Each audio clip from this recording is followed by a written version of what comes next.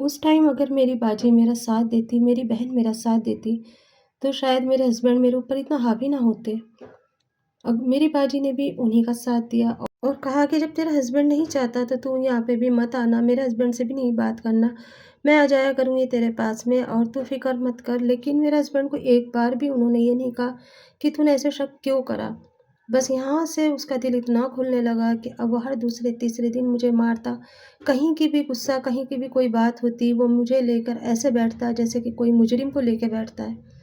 घंटों मुझे ज़लील करता, घंटों मेरे बारे में बोलता, मेरे माँ-बाप को बोलता, मेरी बहनों को बोलता और मैं चुपचाप सुनती।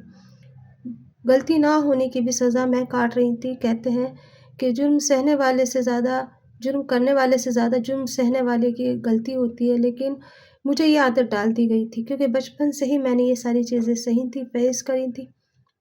इसलिए अब मुझे भी चुप रहने की आदत हो गई थी। मैं घंटों उसकी बातें सुनती और मैं सोचती क्या मैं इतनी बुरी हूँ?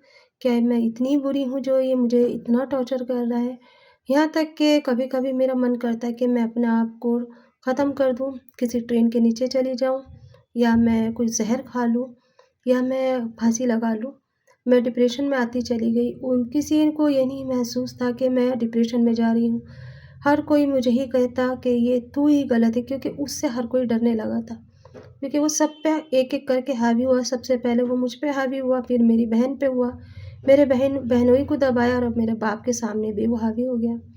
मेरे बाप ने कई बार कहा कि मेरी बेटी ऐसी नहीं है, इतने साल यहाँ पर रह के गई है, तुम शक मत करा करो। वो कहने लगा कि मुझे पता है तुम्हारी बेटी कैसी है, कैसी नहीं। वैसे तो ज़्यादातर वो मेरे बाप के सामने ज़बान नहीं चलाता था, लेकिन तो 100 बात के बजाय एक बात ऐसी कहता, जो दिल को और ज़मीर को चीरती चली जाती। और इस तरह से मैं एक वो सज़ा काटने लगी जो मैंने करी भी नहीं थी। मैंने तो कभी सोचा भी नहीं था कि मेरे सपनों का शहज़ादा मेरे साथ ऐसे करेगा। मेरा गोरा होना उसके लिए एक जुर्म था। मेरी खूबसूरती मेरी किस्मत के अंदर एक दाग बन गई। मेरा हँसना उसके लिए एक गुनाह बन गया। अगर मैं हँसती तब भी वो मुझे कुछ कहता, मैं चुप रहती तब भी वो मुझे कुछ कहता। मैं नहीं समझ पा रही थी कि मैं कैसी ज़िंदगी जीऊँ। इसी बीच में ऊपर वाले ने मुझे प्रेग्नेंट कर दिया और जैसे ही बात सबको पता चली तो सब खुश होकर कहने लगे अब इसकी ज़िंदगी सँवर जाएगी। लेकिन कभी भी ये मत सोचो कि बच्चा होने के बाद इंसान सँवर जाता है। वो जैसा रहता है वैसे ही रहता है। ये बर्तन नहीं होता जो बदल दो और वो सही हो जाए। इंसान की फ़ितरत कभी खाली नहीं होती।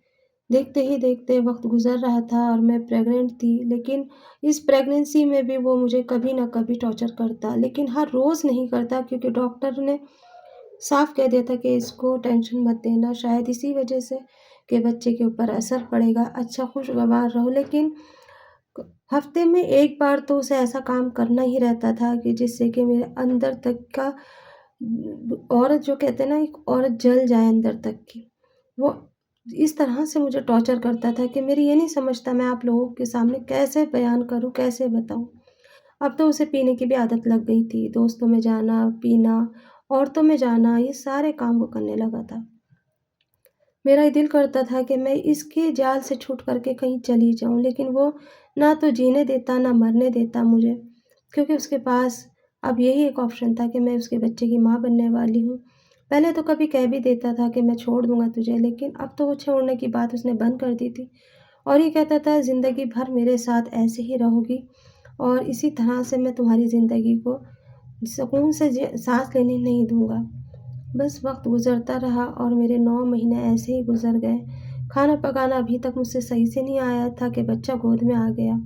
कम उम्र की शादी में अक्सर यही होता है। घर वालों ने तो अपना बोझ उतार के उसके गले पे डाल दिया था, पर मेरी ज़िंदगी खुद एक बोझ बन गई थी। उस वक़्त को मैं कोसती थी, काश अगर मुझे पता होता तो मैं घर से कहीं चली जाती। कहीं ऐसी जगह छुप जाती जहाँ ये लोग मुझे ना पकड़ पाते और बस ज़िंदगी मेरी बद से बदतर बनती चली गई। उसके ज़ुल्मों का शिकार होना अब मेरी तकदीर बन गया था। वक़्त ने एक दो बार ऐसे करवट ली कि मैंने ये दिल करा कि मैं प्रेगनेंसी में ही कहीं यहाँ से भाग जाऊँ क्योंकि उस दिन बहुत हद हो गई। मेरे हस्बैंड ने उस दिन मुझे बहुत मारा और मार के कहने लगा कि तुम हो ही इस काबिल।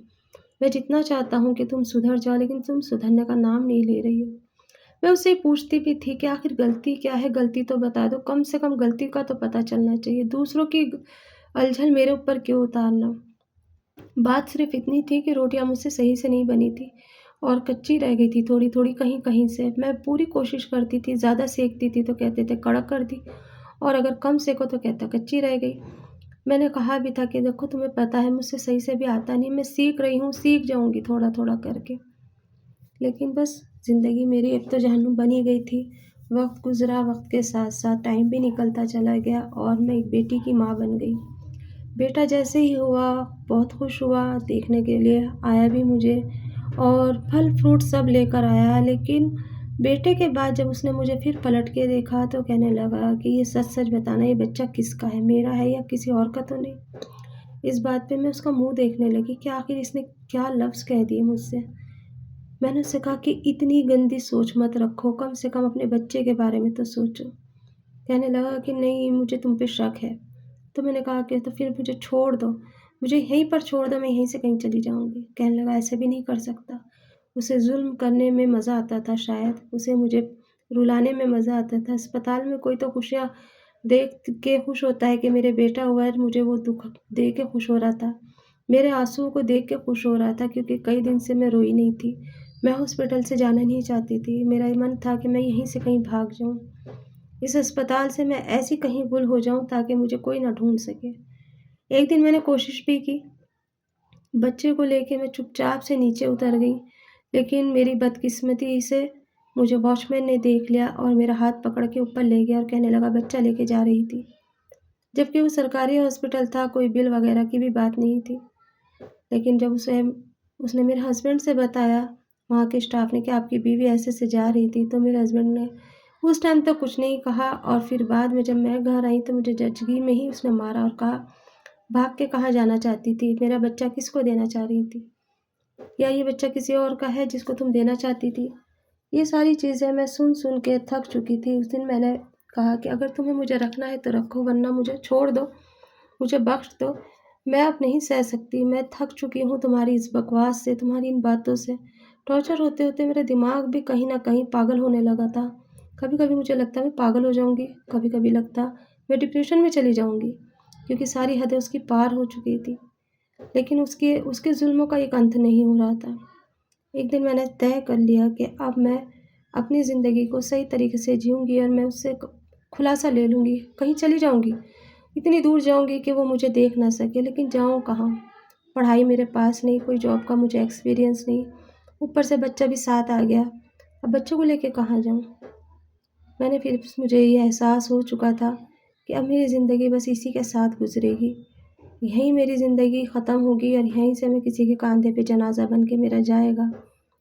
और बस इस तरह से मैंने ज़ुल्म का मुकाबला करने के बजाय हथियार डाल दिए और सहने लगी। 4 साल के बाद मुझे एक बेटी हुई। जब बेटी हुई तो मैंने सोच लिया था कि मेरी ज़िंदगी की जैसी गुज़री मैं इसकी नहीं गुज़ारूँगी। इस बेटी को मैं पढ़ाऊँगी, लिखाऊँगी और काबिल बनाऊँगी। अब मेरा रंग जल चुका था, मेरी आँखों में काले-काले खड्डे हो चुके थे और मैं ब्लड प्रेशर की मरीज़ हो चुकी थी। तो अब मेरा हस्बैंड मुझे कहता था कि तुम बीमार मेरे गले बांधी गई हो, अब तुम बीमार हो चुकी हो और मेरे किसी काबिल नहीं हो। सिर्फ़ बच्चे पालने के लिए तुम्हें घर में रख रखा है। 2 रोटी खाती रहो, बच्चे पालती रहो, यही तुम्हारी औकात है। मैं उससे ये पूछना चाहती थी कि आखिर मेरी औकात क्या है? क्या गुनाह किया है मैंने? लेकिन वो कभी बताता ही नहीं था इस चीज़ को। खैर मैंने अपनी बच्ची को स्कूल में डाला जब मेरी बच्ची थोड़ी बड़ी हुई।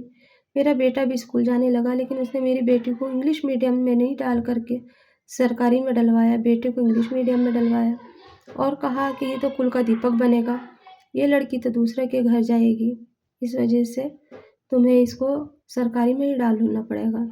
मैं इसका खर्चा बर्दाश्त नहीं कर सकता।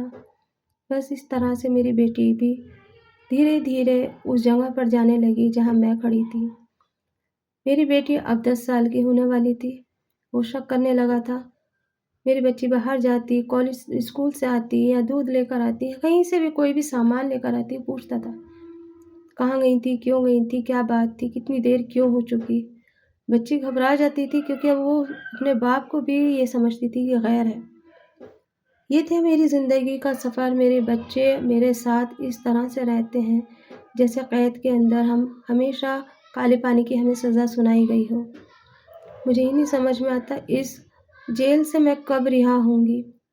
मेरी ज़िंदगी आज भी ऐसी है जैसे कल थी। आज भी मैं वही ज़ुल्म-सितम सह रही हूँ। आज भी वो मुझे आज़ाद करने को तैयार नहीं है। अपनी बेटियों को कम से कम इतना तो पढ़ा दो ताकि आपकी बच्चियों के ऊपर कोई अगर वक़्त आए ना, तो वो अपनी ज़िंदगी का फ़ैसला खुद ले सके, अपने पैरों पे खुद खड़ी हो सके। मेरी जैसे तो ना बने कम से कम।